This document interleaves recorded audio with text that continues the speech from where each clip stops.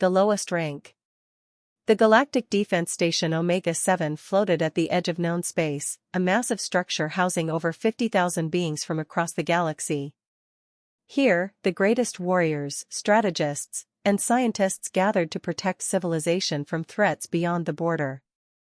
And here, on the lowest level, in the dimmest corridors, worked Marcus Webb, a human janitor.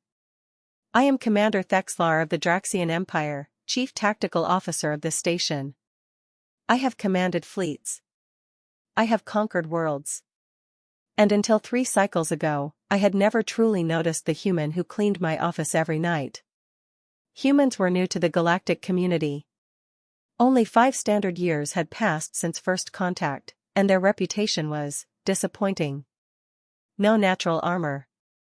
No telepathic abilities. No regeneration. They couldn't breathe methane, survive vacuum, or manipulate energy fields with their minds. They were soft, weak, and tragically mortal. The Galactic Council had granted them junior membership status, a polite way of saying you're here, but you don't matter. The few humans scattered across our military installations worked maintenance jobs, positions that required no special abilities, just the willingness to do work that others found beneath them. The daily humiliation. Marcus Webb arrived for his shift each evening at the 18th hour. I know this because my office overlooks the main corridor of level 47, where the support staff entered. He always wore the same gray coveralls, carried the same battered cleaning equipment, and walked with his head slightly down, the posture of someone who had learned to make themselves invisible. Make way for the human. The shout came from Sergeant Kvalax, a Thorian warrior with 4 arms and an ego to match. He was leading a group of junior officers through the corridor, and Marcus had the misfortune of crossing their path. Marcus stepped aside immediately, pressing himself against the wall. But Kvalax wasn't satisfied with simple avoidance. Tell me, human, Kvalax rumbled, his voice carrying through the corridor. Is it true your species still eliminates waste products through biological processes? Like animals? Laughter rippled through the group. Marcus kept his eyes down. Yes, sir. We do. Disgusting. One of the junior officers, a Zentari with crystalline skin, wrinkled her features in revulsion. How primitive. No wonder you were assigned to clean toilets, you understand them intimately. More laughter. I watched from my office window, feeling a twinge of discomfort but doing nothing. This was not my concern. Station discipline was maintained as long as no physical harm occurred, and words were just air. Marcus waited until they passed, then continued to the janitorial station. His expression never changed. No anger, no shame, just acceptance. I should have wondered about that. I should have questioned why someone would accept such treatment without reaction. But I didn't. None of us did. The night watch. My insomnia brought me back to the station late one night, long after most personnel had retired to quarters.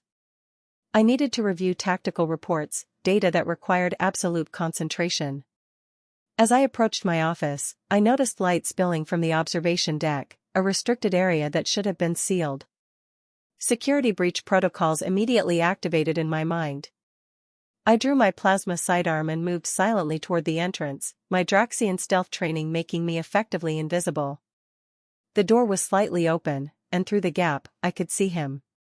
Marcus Webb stood before the massive tactical display, a holographic projection showing every ship, station, and defensive position in our entire sector. His cleaning cart sat forgotten by the wall. His coveralls were stained with the day's work.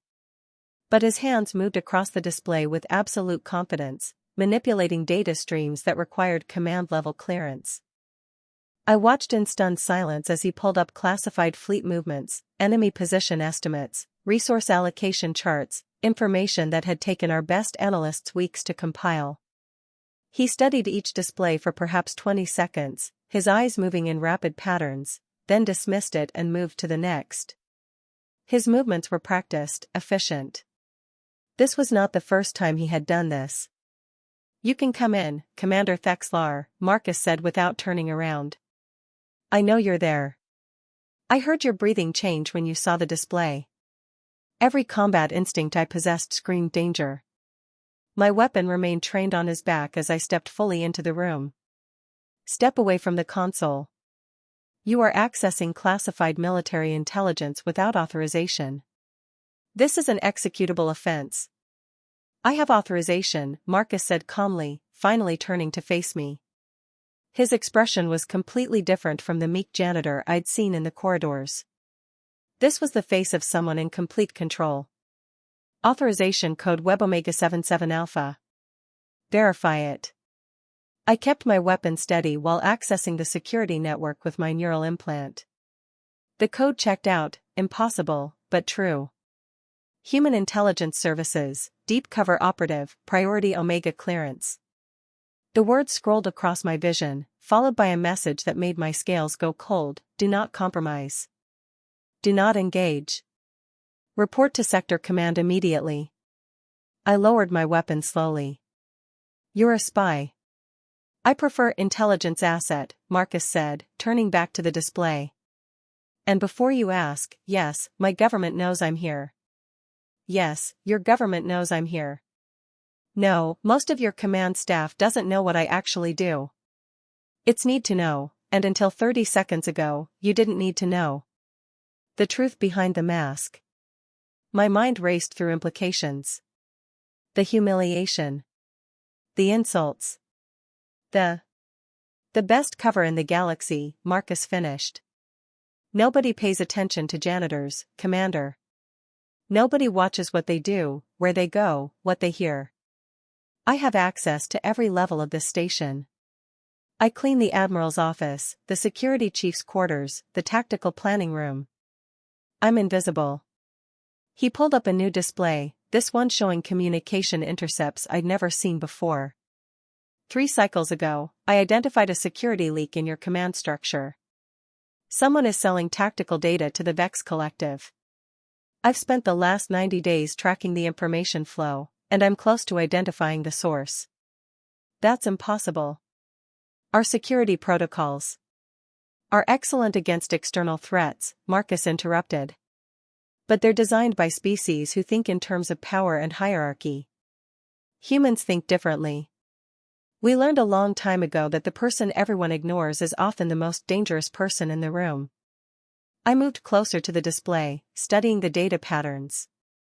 They were real. The leak was real. And this human, this janitor we'd all dismissed, had found it. Why not inform command directly? I demanded. Because I don't know how high the corruption goes, Marcus replied.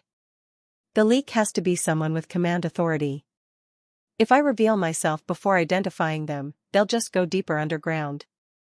Better to stay beneath notice. He manipulated the display again, showing movement patterns, communication logs, resource allocations. I've narrowed it down to 3 suspects.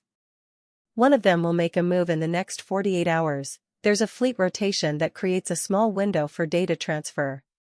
When they do, I'll have them. And you're telling me this because? Marcus smiled slightly. Because you're not on my suspect list. Your communication patterns are clean, your resource access matches your command requirements, and more importantly, you came to investigate a security breach instead of ignoring it. That speaks to character. He closed the displays, the entire tactical picture vanishing in an instant. Plus, I might need help. If my suspect is who I think it is, they'll have security assets in position. A Draxian commander witnessing the arrest would legitimize the operation. The request. I studied this human with new eyes. Everything about him was calculated, the posture, the attitude, the apparent acceptance of humiliation.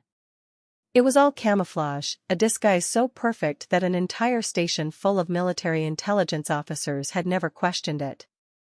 What do humans call this technique? I asked. We have lots of names for it. Playing possum. Hiding in plain sight.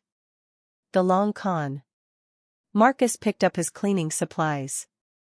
My personal favorite is rope-a-dope. You let your opponent think they're winning until you're ready to strike. Your species is more dangerous than anyone realizes. That's the idea, Commander. Marcus moved toward the door, then paused. Tomorrow night, 19th hour, Maintenance Corridor 47C. If you want to catch a traitor, be there. And Commander? Come alone. If my suspect sees a security team, they'll bolt. He left, pushing his cleaning cart, his posture once again that of the humble janitor. But I would never see him the same way again. I stood in the observation deck for a long time after he left, staring at the empty tactical display. Humanity had been underestimated. Not just by me, not just by the station, but by the entire Galactic Council. We'd seen their biological limitations and assumed weakness. We'd forgotten to consider their minds. Tomorrow night, I would be in that corridor. Not because I was ordered to, but because I needed to see how deep this human deception went. And because somewhere in the back of my tactical mind, a new question had formed. If this is what they're doing with a janitor, what are they doing with everyone else? The setup. The 19th hour came slowly. I spent the day reviewing Marcus's data through the secure channel he'd provided, and every piece of intelligence checked out. The leak was real. The pattern was clear. And the primary suspect was someone I'd served alongside for 3 standard years. Lieutenant Commander Vex Till of the Zentari Diplomatic Corps. A brilliant strategist, well-connected, respected. And according to Marcus's analysis, selling fleet positions to the Vex Collective for reasons unknown. I arrived at Maintenance Corridor 47C 15 minutes early, my plasma rifle concealed beneath a maintenance cloak.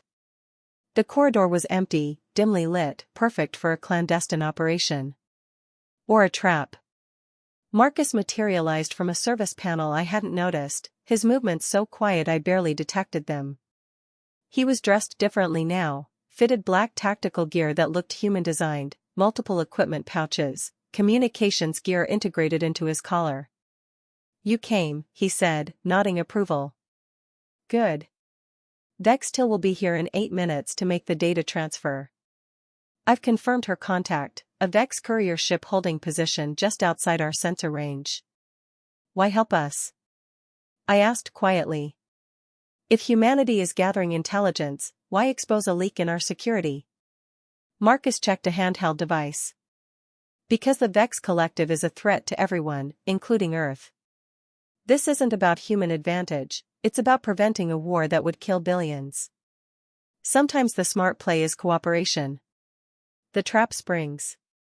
Vex Till arrived precisely on time, her crystalline features reflecting the corridor's dim lighting. She was alone, carrying a data cylinder, old technology, untraceable, perfect for smuggling information. She approached a seemingly ordinary maintenance junction and began interfacing with the hidden terminal Marcus had identified. Now, Marcus whispered. We stepped from concealment simultaneously. My rifle trained on Vex Till, Marcus's human weapon, some kind of projectile launcher, aimed with practiced ease. Lieutenant Commander Vex Till, I announced formally. You are under arrest for treason, espionage, and conspiracy to undermine station security. Vex Till's crystalline skin flashed red, rage and panic mixed together. Commander Thexlar. This is not what it appears. It appears, Marcus said calmly, that you're selling fleet positions to the Vex Collective. I have 90 days of communication intercepts, 3 confirmed data transfers, and payment records traced back to an account in your name. It's exactly what it appears to be. Vex Till's eyes darted between us, then locked on Marcus. The janitor? You're going to trust the word of a human janitor over a decorated officer? This janitor, I said slowly, is a Omega-level intelligence operative. And yes, I trust his evidence. The unexpected alliance. What happened next shocked us both. Vex Till laughed, a bitter, crystalline sound. Intelligence operative. Of course. The humans are always 10 steps ahead, aren't they? She lowered her hand slowly. I'm not selling secrets for profit, you fools. I'm trying to prevent a massacre. Marcus's weapon didn't waver. Explain. The Vex Collective is planning a full-scale invasion, Vex Till said rapidly. Not of this sector, of the Zentari homeworld. They have spies in our diplomatic corps, saboteurs in our defense fleet. I've been feeding them false information, using my position here to create believable data that will lead their forces into a trap. She pulled a second data cylinder from her uniform. This contains the real intelligence, Vex fleet movements, staging areas, their actual invasion timeline. I was going to deliver it to Zentari Command myself, but I couldn't risk using official channels. The Vex have compromised our communication networks. Marcus glanced at me, then back to Vex Till. If that's true, why the secrecy? Why not inform Station Command? Because Station Command includes 7 Zentari officers, and I don't know which ones are compromised. Vex Till's voice cracked with emotion. My people are walking toward extinction, and I can't trust my own command structure. So yes, I committed treason. I falsified data, I violated security protocols, I became exactly what you think I am, because it was the only way to save my homeworld. The silence stretched for several heartbeats. Then Marcus lowered his weapon. Commander, check the cylinder's contents. I accessed the data with my neural implant, and the information flooded my consciousness. Vex fleet movements. Compromised communication codes. Names of infiltrators embedded in Zentari Command. Supply routes. Staging areas. Everything needed to stop an invasion that would cost millions of lives. It was real. All of it.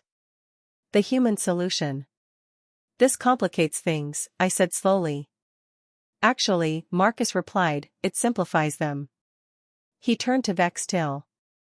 You've been running a counterintelligence operation without support, without backup, and without any guarantee of success. That's brave and incredibly stupid. I had no choice. There's always a choice, Marcus interrupted. And here's yours, we take this evidence to Admiral Kordax together. All 3 of us. We present the Vex threat, the infiltration, everything. And we do it in a way that forces the Admiral to take action immediately. The Admiral won't believe accusations from a janitor and a traitor, Vex Till said bitterly. Marcus smiled. He'll believe Commander Thexlar, one of the most decorated tactical officers in the fleet. And he'll believe documented evidence that matches every intelligence pattern we've been tracking. Your mistake was working alone. Humans learned a long time ago that some fights require allies. I considered the options, the risks, the implications. If we're wrong, we all face execution for breaching command protocol. If we're right and do nothing, Marcus countered, millions of Zentari die. The Vex gain a strategic foothold in this sector. And the resulting war spreads across a dozen systems. So really, Commander, what's your life worth compared to that? The confrontation. Admiral Kordax of the Draxian fleet was not pleased to be summoned at the 21st hour. His office was a monument to military achievement, battle citations covering every wall, holographic displays of conquered worlds, trophies from 100 campaigns. We stood before his desk, a decorated commander, a compromised lieutenant commander, and a human janitor. It should have been absurd. This had better be worth my time, Kordax rumbled, his scales darkening with irritation. I stepped forward. Admiral, we have evidence of a massive security breach and an imminent invasion. Lieutenant Commander Vex Till has been operating a counterintelligence operation to prevent the destruction of the Zentari homeworld. For the next 20 minutes, we presented everything. Marcus provided the intelligence tracking. Vex Till explained her deception. I corroborated the tactical implications. The Admiral listened in silence, his expression unreadable. When we finished, he sat back in his chair. You realize what you're asking me to believe? That my station has been compromised, that the Zentari diplomatic corps is infiltrated, and that a human janitor uncovered it all? Not just any janitor, Marcus said quietly. An intelligence operative who has been monitoring your entire operation for 6 months. And for what it's worth, Admiral, your security is actually quite good. The Vex infiltration was brilliant. They targeted communication networks and exploited trust within the Zentari hierarchy. They just didn't account for someone like me. Someone like you, Kordax repeated. And what exactly are you, human? Marcus met his gaze steadily. I'm someone who cleans your floors, empties your waste recyclers, and goes where no one notices. I'm someone who has access to every level of the station and doesn't raise suspicion. I'm someone trained to think differently than any species in your command structure. And right now, Admiral, I'm someone offering you the chance to stop a war. The decision. Kordax studied each of us in turn, his tactical mind weighing options, calculating risks. Finally, he activated his command console. This is Admiral Kordax to Fleet Command. Implement Security Protocol Omega-7. All Zentari diplomatic communications are hereby rerouted through secured channels pending investigation. Furthermore, I am authorizing an emergency session of the Sector Council to address the Vex threat. He looked at Vex Till. You committed treason to save your people. That's either the act of a hero or a fool, and I don't yet know which. You'll be confined to quarters pending investigation, but I'm not throwing you in the brig. Then his eyes found Marcus. As for you, Operative Webb, I'm issuing you a formal commendation and upgrading your clearance to command level. No more pretending to be a janitor. Actually, Marcus said carefully, I'd like to stay in my current position. The role has proven effective. Kordax's laugh was loud and genuine. Effective. That's one word for it. He shook his head. Humanity is going to be a problem for this galaxy, aren't they? Only if you make us one, Marcus replied. We prefer cooperation. The aftermath. 3 days later, the Vex invasion fleet arrived at what they believed were the coordinates for the Zentari homeworld. Instead, they found a combined Galactic Defense Force armada waiting for them. The battle was brief and decisive. The Vex collective's military capacity was crippled in a single engagement. Lieutenant Commander Vex Till was cleared of all charges and commended for her counterintelligence work. She now serves as a liaison between Zentari Command and Human Intelligence Services. And Marcus Webb? He's still a janitor on Omega-7. Still pushing his cleaning cart through corridors. Still accepting casual insults from officers who don't know any better. But now, when I see him in the corridors, I nod with respect. And I notice other senior officers starting to do the same. Word spreads slowly in military circles, but it spreads. The human who saved the Zentari homeworld works on level 47, cleaning toilets and mopping floors. And he's probably listening to every conversation you have while he does it.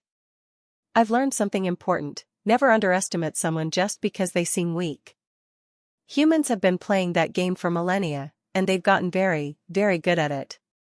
The janitor's secret is out, but somehow, I suspect Marcus Webb has plenty more secrets waiting to be revealed. And the galaxy is starting to realize that humanity's greatest strength isn't their technology or their biology. It's their ability to be constantly underestimated, right up until the moment they prove everyone wrong.